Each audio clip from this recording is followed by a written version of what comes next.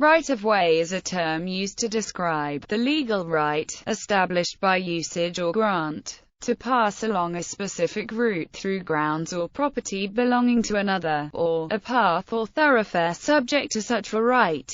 A further definition is that it is a type of easement granted or reserved over the land for transportation purposes. This can be for a highway, public footpath, railway, canal, as well as electrical transmission lines, oil and gas pipelines. As well, this phrase describes the legal right of a pedestrian, vehicle, or ship to proceed with precedence over others in a particular situation or place, and in hiking etiquette, where when two groups of hikers meet on a steep trail, a custom has developed in some areas whereby the group moving uphill has the right-of-way. The right-of-way may be limited. When one person owns a piece of land which is bordered on all sides by lands owned by others, a court will be obliged to grant that person a right-of-way. In some countries, especially in Northern Europe, where the freedom to roam has historically taken the form of general public rights,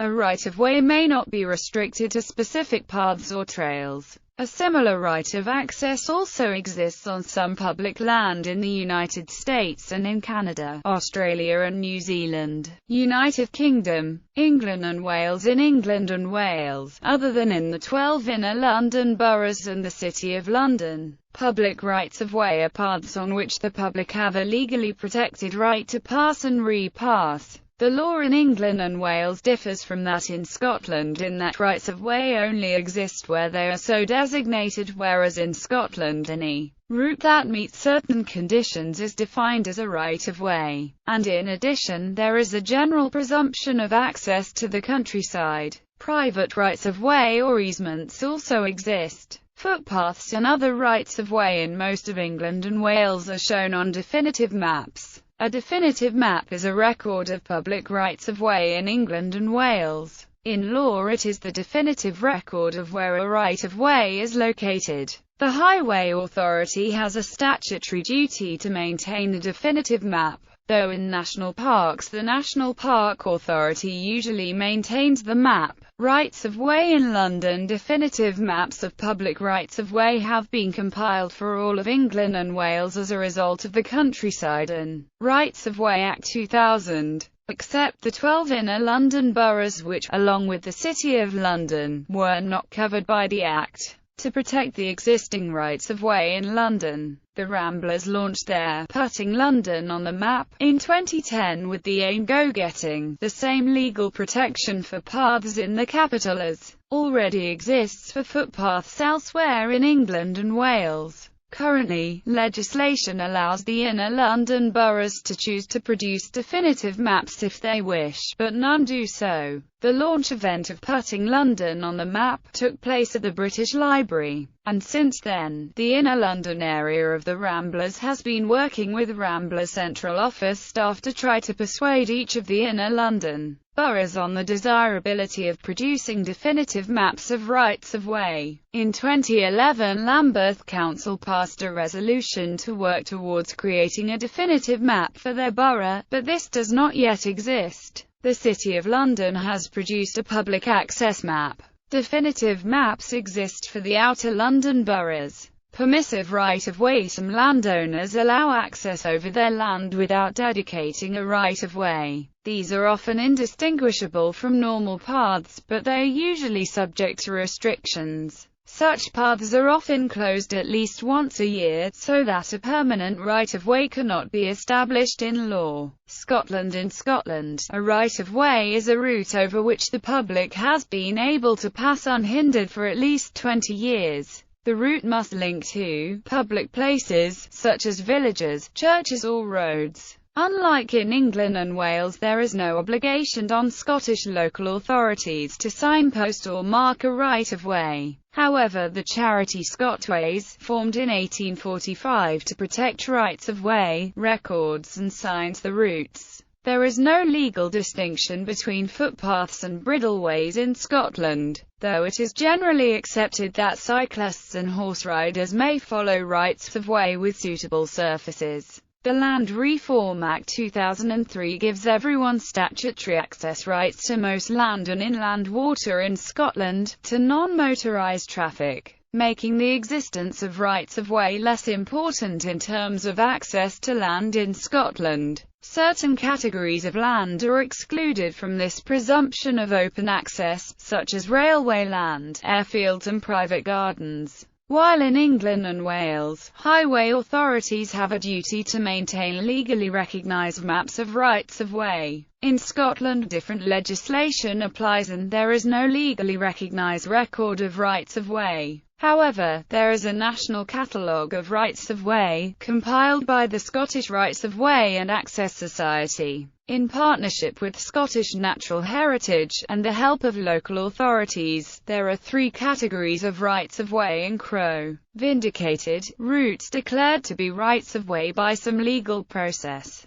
asserted, routes which have been accepted as rights-of-way by the landowner or where local authorities are prepared to take legal action to protect them; claimed, other routes, which have not been vindicated or asserted, but which appear to meet the common law conditions. Northern Ireland has very few public rights-of-way, and access to land in Northern Ireland is more restricted than other parts of the UK, so that in many areas walkers can only enjoy the countryside because of the goodwill and tolerance of landowners. Permission has been obtained from all landowners across whose land the waymarked ways and Ulster Way traverse. Much of Northern Ireland's public land is accessible, e.g., water service and forest service land, as is land owned and managed by organisations such as the National Trust and the Woodland Trust. Northern Ireland shares the same legal system as England, including concepts about the ownership of land and public rights-of-way. But it has its own court structure, system of precedents and specific access legislation. Republic of Ireland. In the Republic of Ireland, pedestrian rights-of-way to churches, known as mass paths, have existed for centuries.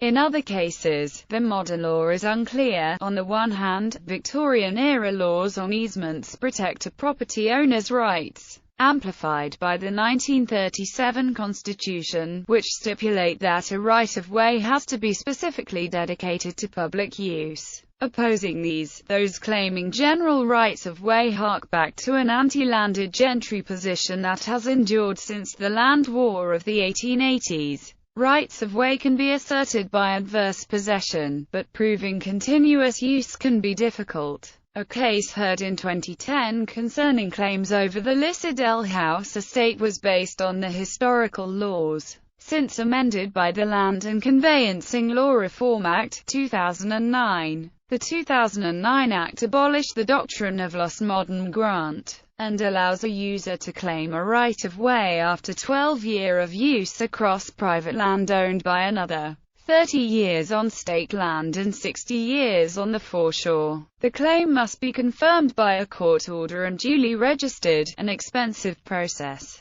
The user must prove enjoyment without force, without secrecy, and without the oral or written consent of the owner. A restatement of the centuries-old principle of nec vi, nec clam, nec precario. New Zealand. There is extensive public access in New Zealand, including waterways and the coast, but it is often fragmented and difficult to locate. Right to roam. The freedom to roam, or every man's right, is the general public's right to access certain public or privately owned land for recreation and exercise. Access is permitted across any open land, in addition to existing paths and tracks. In England and Wales, public access rights apply to certain categories of mainly uncultivated land, specifically, mountain, moor, heath, down and registered common land. Developed land, gardens and certain other areas are specifically excluded from the right of access. Agricultural land is accessible if it falls within one of the categories described above. Most publicly owned forests have a similar right of access by virtue of a voluntary dedication made by the Forestry Commission. People exercising the right of access have certain duties to respect other people's rights, to manage the land, and to protect nature. In Scotland and the Nordic countries of Finland, Iceland, Norway and Sweden, as well as the Baltic countries of Estonia, Latvia and Lithuania, the freedom to roam may take the form of general public rights which are sometimes codified in law. The access is ancient in parts of Northern Europe and has been regarded as sufficiently basic that it was not formalized in law until modern times. This right also usually includes access to lakes and rivers, and therefore activities like swimming, canoeing, rowing and sailing. The Rivers Access campaign is being undertaken by the British Canoe Union to open up the inland waterways in England and Wales on behalf of members of the public. Under current UK law, public access to rivers is restricted, and only 2% of all rivers in England and Wales have public access rights. The BCU is using the campaign not just to raise awareness of the access issues, but to try to bring about changes in the law. Many tropical countries such as Madagascar have historic policies of open access to forest or wilderness areas. Public land. Crown land in Canada. Much of Canada is crown land owned by the provinces. Some is leased for commercial activity, such as forestry or mining, but on much of it there is free access for recreational activities like hiking, cycling, canoeing, cross-country skiing, horseback riding, unlicensed hunting and fishing, etc. At the same time, access can be restricted or limited for various reasons. In the Canadian territories, Crown land is administered by the Canadian federal government. Canadian national parks have been created from Crown land and are also administered by the federal government. There are also provincial parks and nature reserves that have been similarly created. The Aboriginal peoples in Canada may have specific rights on Crown land and have claimed ownership of some Crown land. Crown land in Australia. Much of Australia's land area is Crown land, which is administered by the Australian states. Much consists of pastoral leases, Aboriginal reserves and unallocated Crown land. Access to the latter is normally permitted for recreational purposes, though motorized vehicles are required to follow roads. Public land in the U.S. Most state and federally managed public lands are open for recreational use. Recreation opportunities depend on the managing agency, and run the gamut from the free-for-all, undeveloped wide open spaces of the Bureau of Land Management lands to the highly developed and controlled U.S. national parks and state parks. Wildlife refuges and state wildlife management areas, managed primarily to improve habitat, are generally open to wildlife watching, hiking, and hunting, except for closures to protect mating and nesting, or to reduce stress on wintering animals. National forests generally have a mix of maintained trails and roads, wilderness and undeveloped portions, and developed picnic and camping areas. Foreshore. Public rights-of-way frequently exist on the foreshore of beaches. In legal discussions, the foreshore is often referred to as the wet sand area. For privately owned beaches in the United States, some states, such as Massachusetts, use the low water mark as the dividing line between the property of the state and that of the beach owner. Other states, such as California, use the high water mark. In the UK, the foreshore is generally deemed to be owned by the Crown, although there are notable exceptions, especially what are termed several fisheries, which can be historic deeds to title, dating back to King John's time or earlier, and the Eredal law, which applies generally in Orkney and Shetland, while in the rest of Britain ownership of land extends only to the high water mark, and the Crown is deemed to owe what lies below it. In Orkney and Shetland it extends to the lowest spring ebb. Where the foreshore is owned by the Crown, the public has access below the line marking high tide. In Greece, according to the L. 2971/01, the foreshore zone is defined as the area of the coast which might be reached by the maximum climbing of the waves on the coast in their maximum capacity.